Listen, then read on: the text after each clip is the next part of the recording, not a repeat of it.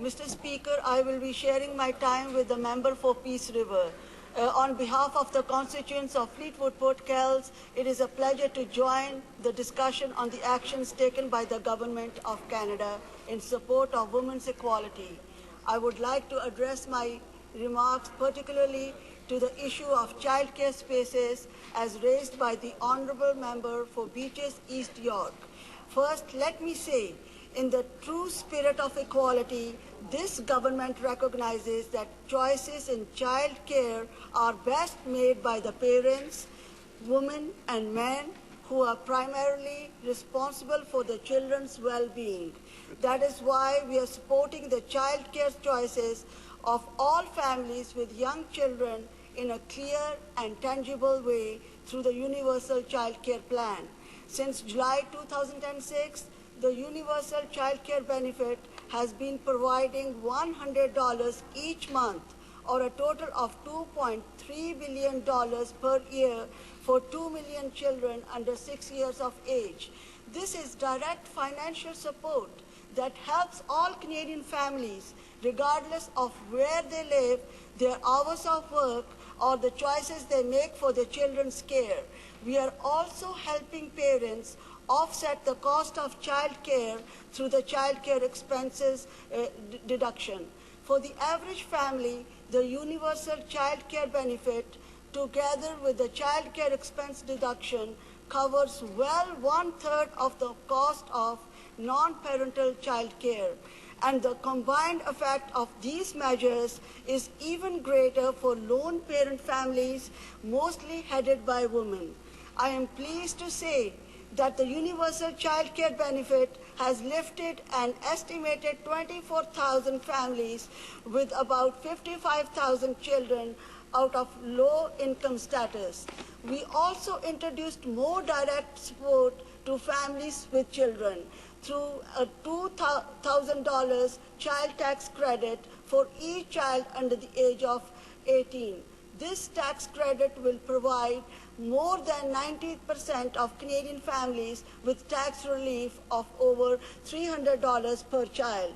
Turning specifically to the issue of childcare spaces, Budget 2007 confirmed new funding of $250 million per year to enable provinces and territories to create childcare spaces that are responsive to the needs of parents. These spaces are administered in an efficient and accountable manner. This funding is on top of the $850 million provinces and territories already received through the Canada Social Transfer for Young Children. This makes for a total of $1.1 billion this year, rising to $1.3 billion by 2013-2014.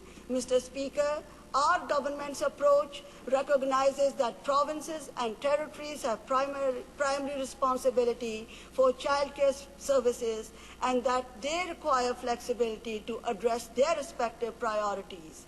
And we are beginning to see the positive results of our approach to childcare spaces. Since Budget 2007, many provinces and territories have announced plans for new childcare spaces, more than 33,000 so far. Others are investing in enhancing the quality of their spaces or the affordability of their spaces, for example, through raising wages of childcare workers or making capital investments in existing daycares, Mr. Speaker. The provinces and territories are responding to our government support so that they can create the necessary quality childcare spaces in their jurisdictions. Last year's budget also extended existing funding for agreements with the provinces and territories on early childcare development, early learning, and childcare. And not only are we supporting the provinces and territories to create childcare spaces, we are also helping businesses to do as well. In Budget 2007, we announced a 25% non-refundable tax credit to a maximum of $10,000 per child care space created to support businesses interested in creating child care spaces for the children of their employees, and potentially for children in the surrounding community. This government recognizes that families are the building block of our society and that child care is a priority for Canadian families.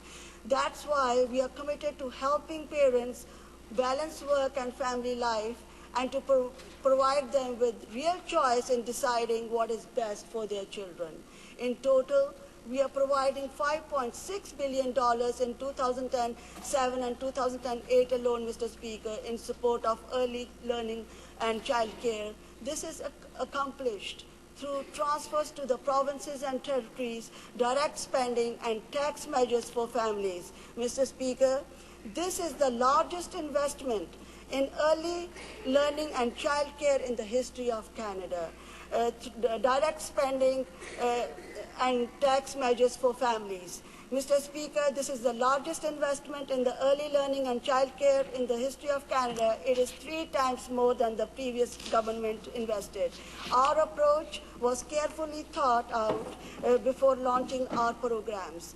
We consulted widely with provincial and territorial governments, businesses, child care providers, and non-profit organizations. They told us that direct federal government intervention is not the way to go.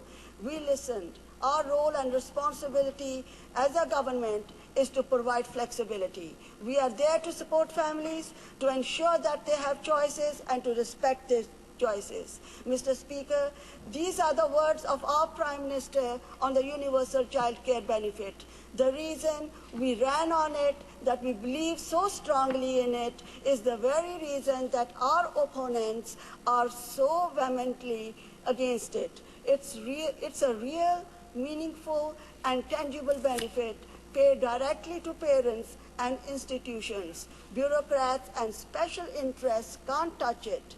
Children aren't raised in academic faculties or government offices or the boardrooms of social activists. Children are raised in families, Mr. Speaker, so that's where the money flows. Mr. Speaker, the Liberals hold an insulting ideological belief that without government direction, parents cannot choose what's right for their children.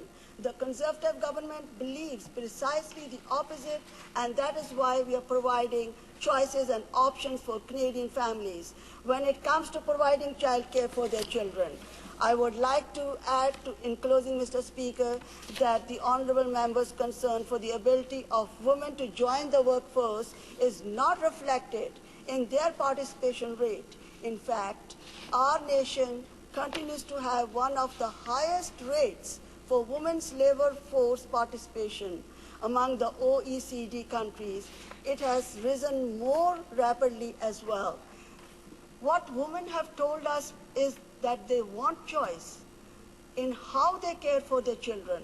That's what our programs offer, support and respect for individual choices. Thank you, Mr. Speaker.